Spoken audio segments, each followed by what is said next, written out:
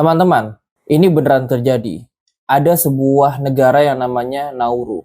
Nauru itu adalah sebuah negara yang dulunya terkenal dengan fosfatnya.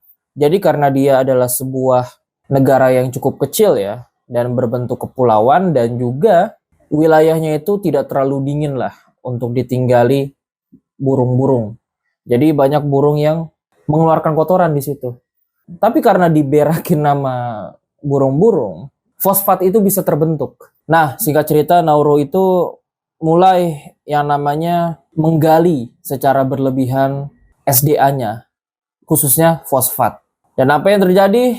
Ya, kita sudah tebak.